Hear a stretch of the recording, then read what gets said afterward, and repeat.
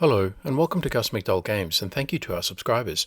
I'm Nick McDowell, and today we're continuing the Allied Grand Campaign in Close Combat: A Bridge Too Far, a game based on the Battle of Arnhem, Operation Marketgarden. In this series we use the missions in the Allied Grand Campaign to illustrate one or more aspects of World War II infantry minor tactics at the company level and below. Each episode we conduct basic mission analysis, develop and analyse possible courses of action, then decide and execute the plan in real time, followed by lessons learned. Please remember to like the video and subscribe for more great strategy and tactics content.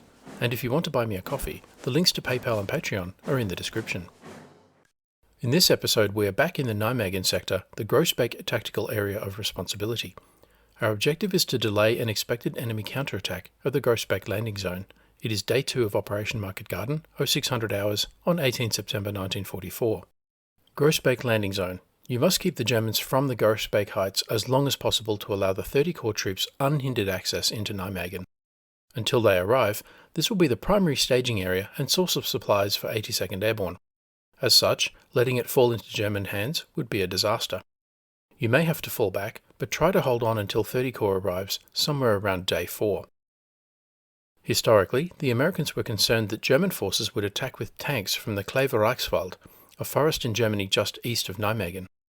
The Airborne Corps orders to 82nd Airborne Division stated that the capture and retention of the high ground between Nijmegen and Groesbeek is imperative in order to accomplish the division's task. The Groesbeek Heights had a commanding view of Nijmegen and the Waal Bridge, and was the location of 82nd Airborne Divisional headquarters as well as the 1st Airborne Corps headquarters. Holding the heights blocked any German advance westward into Nijmegen.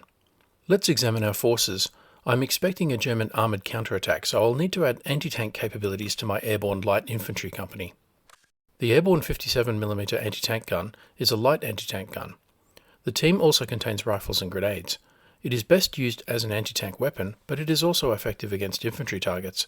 Its high rate of fire makes up for its low armour penetration. Airborne BAR teams are the core of the American Airborne Divisions. They use an automatic rifle, semi-automatic rifles, and hand grenades. The team leader is armed with a carbine. Use them on the front line, but they should run or hide from tanks. Airborne rifle teams use semi-automatic rifles and hand grenades. The team leader is armed with a carbine. Use them on the front lines and to hold victory locations. They are useless against tanks.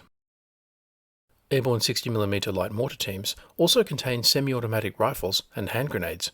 Because mortars can shoot over obstacles, position these teams behind buildings or trees. Use them to lay smoke screens. Airborne 30 caliber light machine gun teams include semi-automatic rifles and hand grenades. Position these teams in multi-story buildings or locations with long lines of sight so they can suppress enemy infantry. Airborne bazooka teams consist of an anti-tank rocket launcher, a semi-automatic rifle, and hand grenades. Not as effective as the Panzerschreck, the bazooka still gives you cheap anti-tank capabilities. The bazooka's effective range is 8 to 80 meters. Next, let's look at the map and do some mission analysis. I will develop a plan and then execute it in the game. Our mission is to delay the expected German armoured counterattack from the Reichswald towards Nijmegen in order to secure supply to the Nijmegen sector. We have an airborne infantry company from the US 82nd Airborne Division consisting of 3 BAR squads, 2 rifle squads and a bazooka team, with a 60mm mortar detachment, 30 caliber machine gun team and airborne 57mm AT gun in support. North is towards the bottom of the map. I have marked 5 areas of interest. Number 1, the large open field I'm using as a landing zone for supplies and reinforcements. This is not defensible terrain, as it has long lines of sight and little or no cover and concealment. Number 2, a row of trees along a roadway, somewhat screened from observation. Number 3, a pair of ruined buildings, potential hiding places for infantry. Number 4, a farm complex with an orchard and multi-story buildings that give the enemy good observation and fields of fire over the whole area. And number 5, a gun pit that covers the open ground and partially enfilades the stone wall.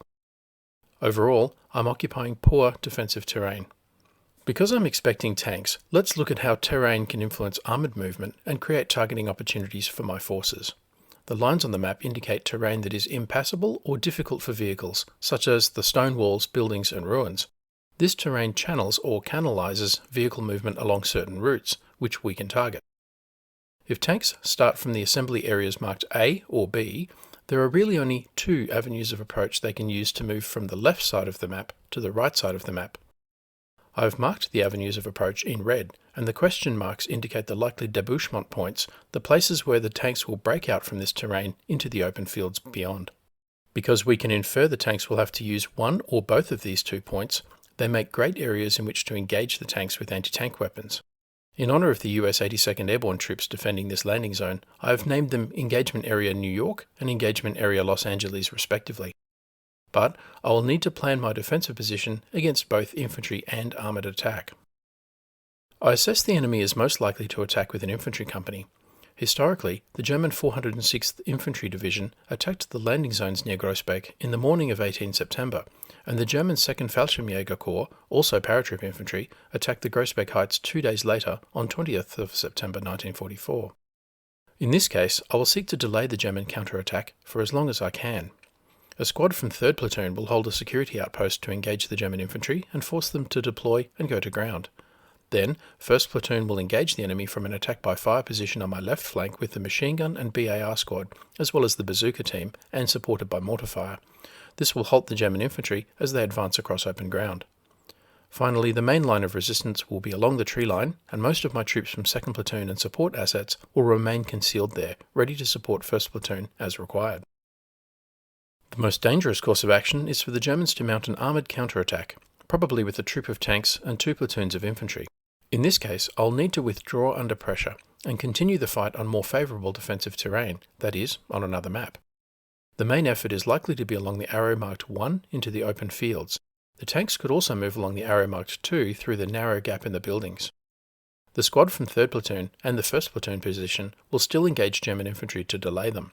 I have assigned the Airborne 57mm anti-tank gun a primary mission marked by the solid line covering Engagement Area New York and the likely main thrust, with a secondary mission marked by the dotted line covering Engagement Area Los Angeles and the possible secondary thrust. Conversely, I've assigned the bazooka a primary mission covering EA Los Angeles and a secondary mission covering any tanks within range coming from EA New York. Despite the small area and poor defensive terrain, this allows overlapping fields of anti-tank fire and some limited mutual support. I would ideally place the anti-tank guns well off to my right flank to enfilade the armoured thrust, but the terrain is completely open and there's just no viable defensive position for the gun. The primary mission of the anti-tank platoon of a frontline battalion is the anti-tank defence of the main line of resistance. The guns of the platoon are in place to cover, in conjunction with mines and other obstacles, the most likely avenues of hostile mechanised approach, and to fire effectively on each hostile tank before it can reach the main line of resistance.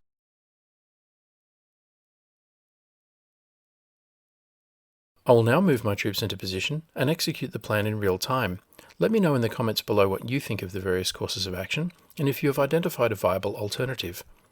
If you want to speed things up, just skip ahead every few seconds and see the battle unfold.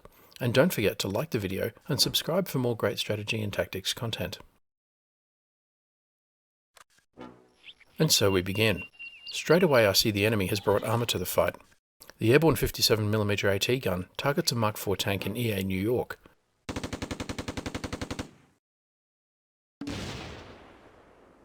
It gets off the first shot, but misses. Then another shot also misses. And a third misses. The Mark IV doesn't miss and destroys my main anti-tank capability in the first seconds of battle.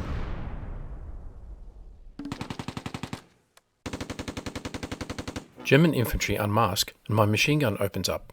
I spot Sturmgrenadier and a flamethrower team. I give my mortar a fire mission to suppress the enemy. At this point in the battle, with enemy armour on the field and my anti-tank capability neutralised, my plan calls for me to withdraw under pressure. In the meantime, I want to force the enemy infantry to deploy, then cause what casualties I can before the tanks force the issue. The anti-tank gun crew suffers a casualty while withdrawing. It must be a terrible feeling, training for months, then losing in a few seconds.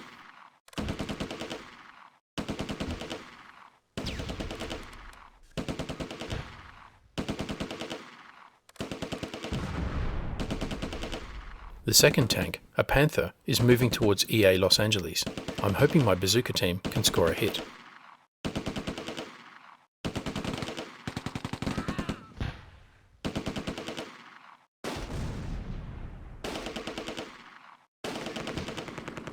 Meanwhile, the Mark IV has passed through EA New York and is covering the landing zone.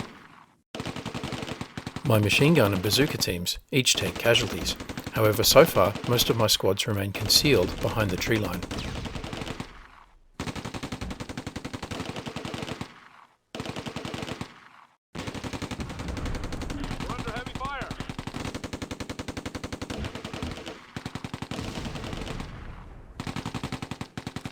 As planned, the German infantry are pinned around the farm buildings and have taken casualties.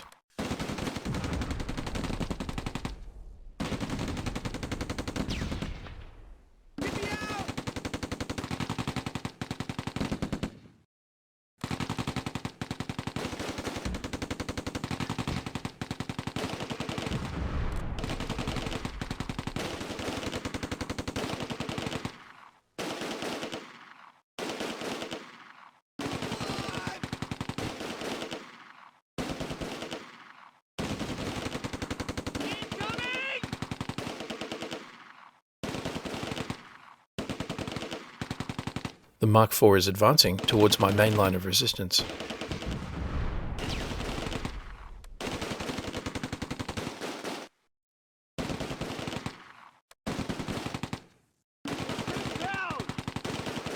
I spot an MG42 squad. The enemy has strong forces on the field.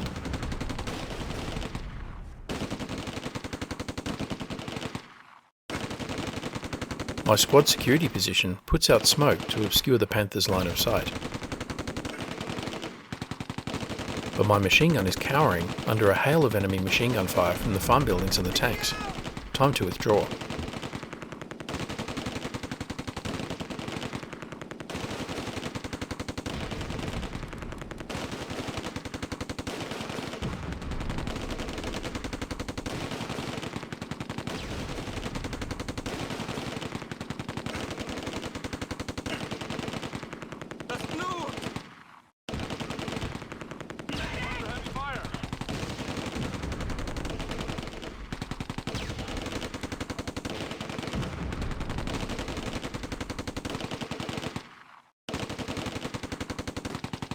The squad security position has taken heavy casualties and starts to crawl back. The enemy is putting down a heavy weight of fire on them and the noise intensifies.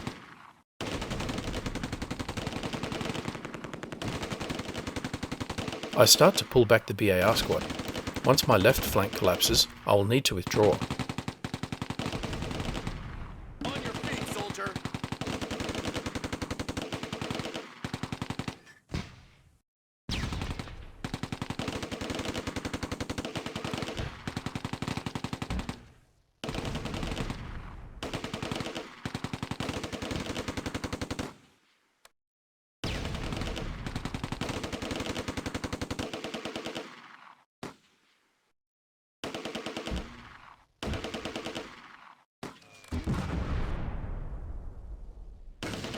The Panther and infantry squads assault the security position.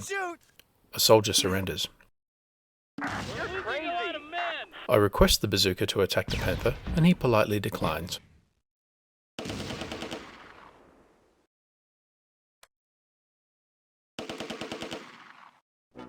German infantry now pour into the gap, including the flamethrowers and an MG42 squad.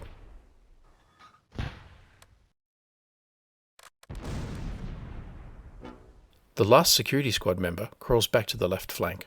Time to leave.